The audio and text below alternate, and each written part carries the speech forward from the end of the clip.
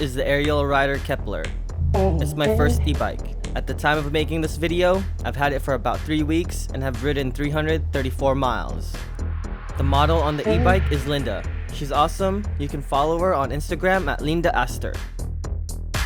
My overall impression of this bike is this thing's a beast. In my opinion, this is the best bang for the buck on e-bikes right now.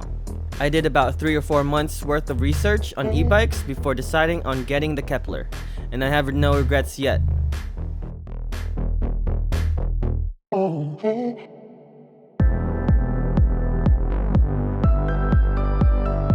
To give you a little background, I live in the city and I get around by one wheel, so that's where I'm coming from. The reason why I got an e-bike is because I wanted more range and I wanted to go further while bringing along my pup Kyoto. The other reason why I got an e-bike is because I took a hard fall on my one wheel about a year ago while holding Kyoto. She ended up being fine because I took the full brunt of the fall, but ever since then, I haven't been able to carry her for long periods of time. Also, I didn't want to keep subjecting her to potential nosedives, so it just made sense to get an e-bike.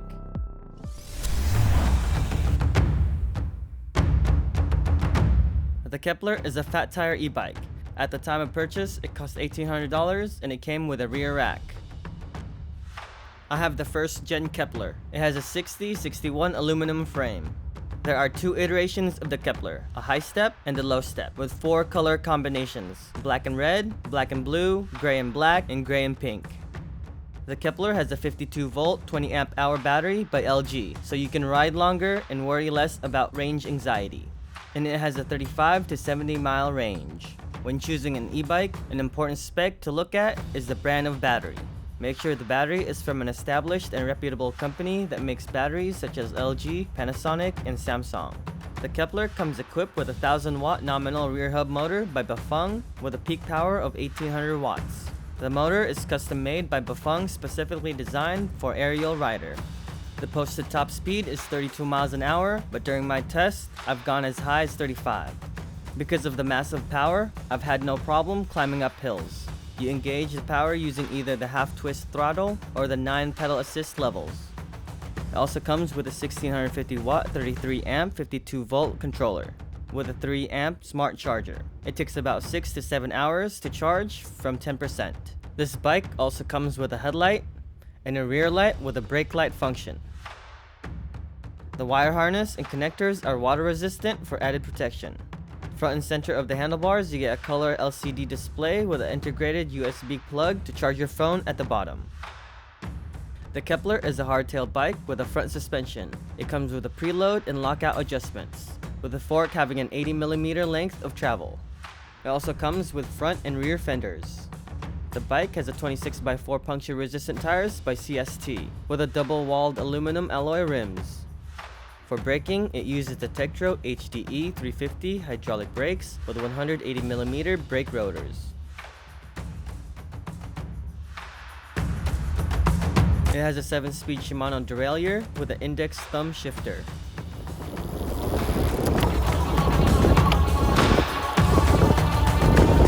The handlebar grip is made of a faux leather with an AR logo.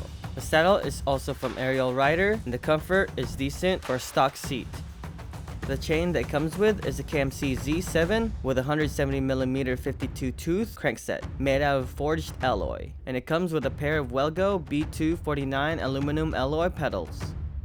The bike stands with a single leg spring-loaded steel kickstand. The bike stem is by Neko and is also adjustable. The rear rack that it comes with has a 70-pound payload. The overall weight of the bike is 73 pounds with a 300-pound capacity. To power on the bike, you simply press the power button on the left handlebar. To turn on your lights, you press and hold the plus button for 3 seconds below it. This is what the Kepler looks like besides someone with a height of 5'2". She did have a little bit of trouble getting on the bike and starting the bike from stop.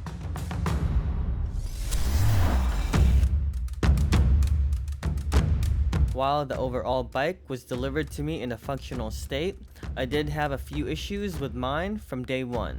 The lock tumbler was missing on arrival, making it difficult to unlatch the battery from the bike. The front brake rotor was warped, so it makes a loud noise and stutters when braking. and the derailleur hanger was bent so it slips when I'm on first gear.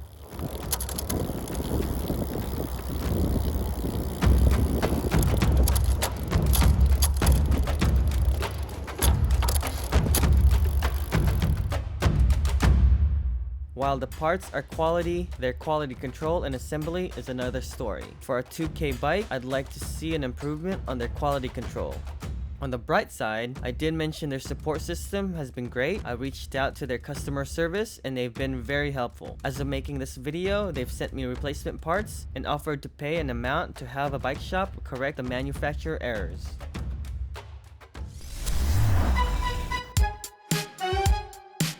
Moving on to improvements, these are things that I've noticed that could be improved on the bike or that I've found a bit annoying. These aren't deal breakers and can easily be fixed or upgraded. The handlebar grips tend to slip downwards, so I constantly have to push them back up. The front fender sometimes hits my foot when turning sharply. The headlight isn't that great or bright, so one of the first things you should buy is a headlight. Wire management also isn't that great, it looks unsightly and could be better managed. While the seat is decently comfortable for a stock seat, after riding the second day on a long ride, I decided to replace it. And lastly, I bought 2 Ariel Rider cargo baskets. I've only installed one, but the screws that came with it were different on both baskets. The screws were also too short, so it's hard to actually screw the baskets onto the rear rack.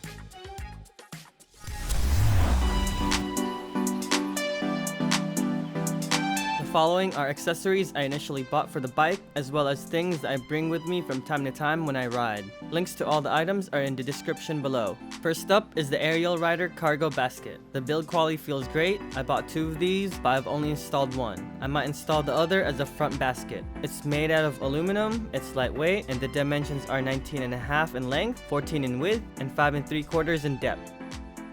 The black bag in the cargo basket is a Large ICU by F-Stop Gear. This came with one of their backpacks that I bought from them a long time ago, and I realized that it fit perfectly in the cargo basket. It's padded and it comes with separators, and I store my camera gear, drone, lenses, and other filmmaking gear.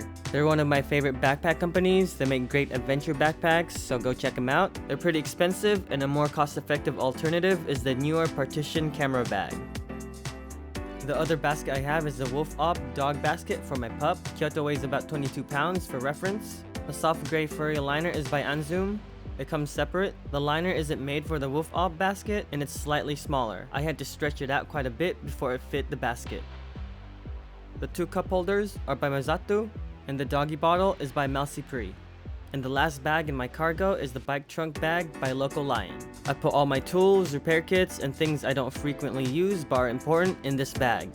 Some of the things I keep in there is the WD-40 wet chain lube, and I'm also waiting on a dry chain lube. The Lamgool electric tire pump, Allen wrenches, valve stem remover, screwdriver, and the Topeak Ratchet toolkit. I also have a couple of bungee cords, tire levers, and a few wrenches that came with a Kepler. Moving on to the front of the bike, I have the Touhuhot bike light. This light does a great job and is very bright. I've attached it using a handlebar extender by GUB. I got the extender because I'm planning on mounting my GoPro and my drone controller on there as well. The bell that I have is by Pioneeryao. I really like this bell. It's really loud but not too intrusive. And my side mirror is by Hafny.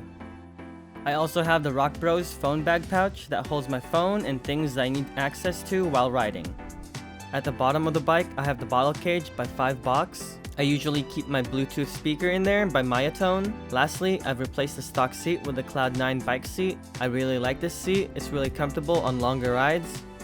The bike is pretty expensive and sometimes I do carry valuables during my ride, so I do keep tools with me for protection as well as train my dog to attack on command, and I never leave my bike unattended, so I don't carry a bike lock. While I listed a bunch of shortcomings of the Kepler, I do love this bike and I definitely made the right choice, and I hope Ariel Rider keeps improving their bikes and manufacturing. I would definitely recommend this bike to anyone who's looking for an e-bike, especially ones that want to bring their pets on adventures. The Kepler has the power, it has the speed, it has the torque, it has the range, it has the price, and it uses reputable bike components. These are the major reasons why I decided on the Kepler amongst other e-bikes. Their customer support has also been a good experience.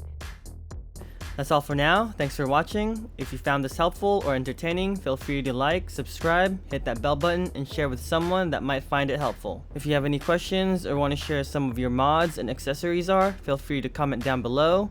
This is Eddie, and I'm out.